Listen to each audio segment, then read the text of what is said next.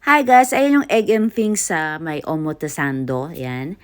Yan yung mga pancakes, talagang as in pancakes yan ah. Nakapasok na ako dyan sa Odaiba. Sinare ko lang sa inyo, hindi naman ako papasok ngayon. Ito ngayon yung Ninki or famous ngayon sa ibang lugar, sa mga foreigner. Ewan ko, lahat nung lumalabas dyan, mga Chinese, nakikita ko, bit-bit nila yung paper bag na ganyan, na pink na ganun, pink na ganun. Hindi ko kasi alam yan eh, no? Ayan, disclaimer. Ako po ay isa lang personal shopper, pero hindi ko po alam kung ano man yung pinabibili sa akin. Sabi ganun. Hindi kasi, sa kanila ko lang, sa mga customer ko lang na tututunan yung mga klase ng mga shoes, yung mga in ngayon, tsaka yung mga brand na hindi ko talaga kilala. Ayun. Ayan, nandito tayo sa isang shop na talagang nandito yung mga rare na shoes, yung medyo pricey na shoes. Ayan, dito sa yung Air Jordan, yung Low Dunk, ganon, yung New Balance, Nike, ayun, yan, mga ganyan, mga running shoes, andyan dito rin. Maliit lang tong shop na to, pero andito kompleto sila ng mga hindi natin nakikita sa pagkaraniwang mga shop. Ayan, shop. Pinasok ko lang yan para i-share din, ayan, i-upload ang video na to. Ayan, para sa mga clients, eh, no? And then sa mga nagpapa-pre-order pa sabay ng Tokyo Shop ng sister ko. Kaya i-follow nyo na rin yon yung Tokyo Shop. Ayan. Ito, pwede rin itong pag nakasuits ka, di ba? O, ikaw na, naka-silver ka niyan, pormang-porma ka niyan. Sabi ko, pormang-porma ka. Air Jordan ba to? Ayan. So, yun na nga sinasabi ko, ano lang ako personal shopper. Hindi talaga ako alam ko ang mga brand na yan, tsaka mga names ng mga shoes na yan. Sabi, malalaman ko lang yan. Pag magpapasabay ka, magpa-pre-order ka sa Tokyo Shop. So, mag-follow mo na ang Tokyo Shop. For more details, follow mo ang Tokyo Shop. Sabi ka din. So, dito sa Omotesando, maraming ganyan, yung mga, ayan, Kicks Club, katulad niyan, di ba? Maraming mga shop na ganyan, na ganyan lang sila kaliliit, pero punong-puno talaga ng mga shoes, yung mga gusto mong shoes, yung mga hindi mo nakikita sa pangkaraniwang mga mall shop na shoes andito.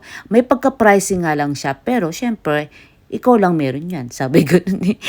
Pero syempre, ikaw lang meron yan. Ayan, dito yan sa Omotesando. So, dinaanan ko na rin yan kasi meron akong pupuntahan dito sa Lacoste at saka sa Adidas dahil meron nagpapasabay. So, para naman sa hindi masayang aking lakad, dinaan ko na rin kayo dyan. Baka malay nyo, di ba? Makapag-pre-order kayo o makapagpasabay kayo, di ba? Sabi ko.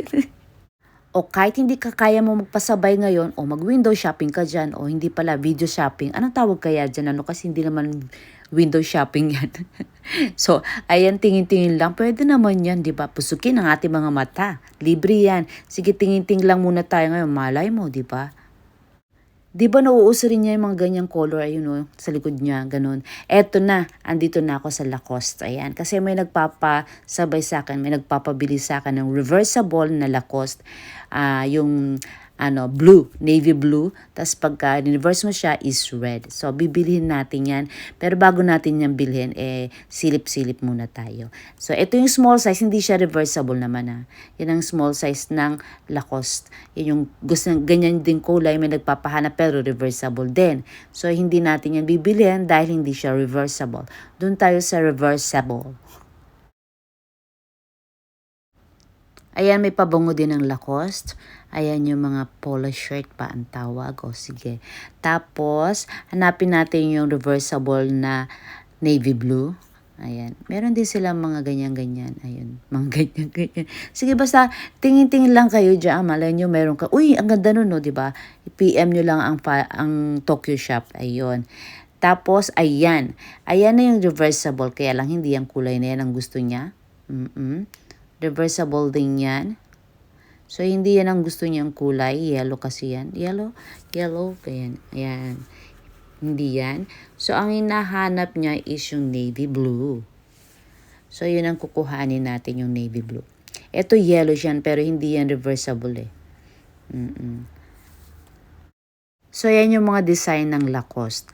Ayan. So, ito ang bibili natin. Ayun, hindi yan Ayun, yung red and blue na yun, ay yung navy blue na yun, tapos red ang loob niya. So, hindi nga yan, ang kulit mo eh. Ayan, ang bibilin natin. Ayan, kasi yan ang sa ating pina-order. So, yan ang kukuhanin natin. So, yung mga may magusto rin yan, baka may nagustuhan kayo, magpabili na kayo. So, ayan, babayaran na natin siya. Alam na natin ang bibili natin kasi alam na natin kung ano yung kukuhanin natin, yung nagpasabay. Ayan, so binayaran na natin, ayan na siya. Binili na natin. So, eto rin, napadaan, eto ang sa Harajuku, yan. Ayan, sa Harajuku, nandito na lahat talaga yung mga t-shirt. Ayan, pati may mga plants din sila. May mga plants din sila. Ayan, kompleto talaga dito sa Harajuku. Pag dumaan ka dito, nandito na lahat. Lahat ng gusto mong tignan, nandito sa Harajuku. Andito lahat ng brand. Bumba ka ng Harajuku, lalakari mo rin papuntang Shibuya, lahat ng brand makikita mo. So, pumasok tayo sa New Balance kasi meron sa ating pinapahanap na New Balance running shoes. Ayun, may pinapahanap sa atin. Kaya lang, wala siya rito. Ayan.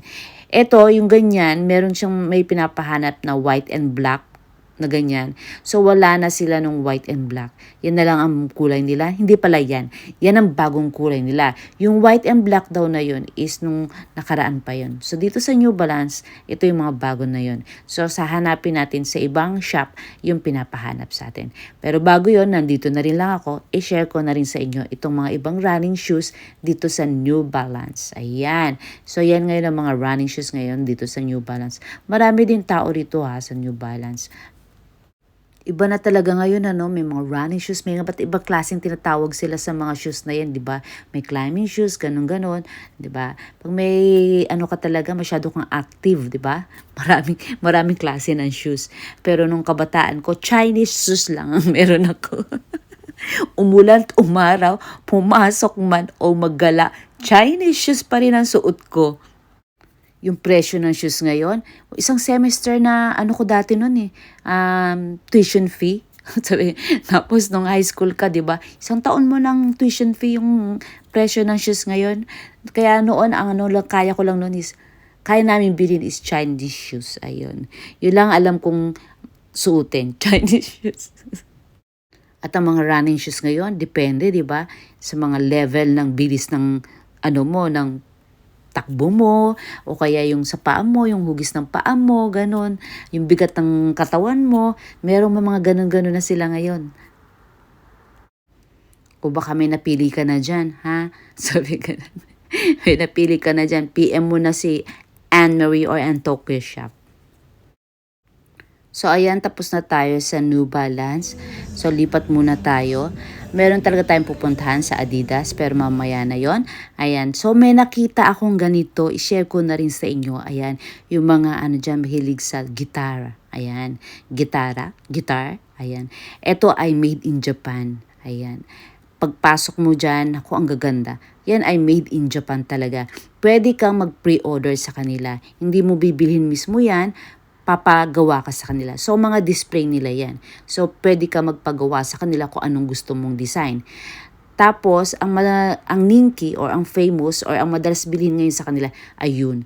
Pero talagang lahat ng pumapasok doon, yun ang muna nilang makikita. Kaya sila napapapasok dyan kasi na-amaze sila dun sa na yun, sa design ng guitar na yun. So, halika, pasukin natin.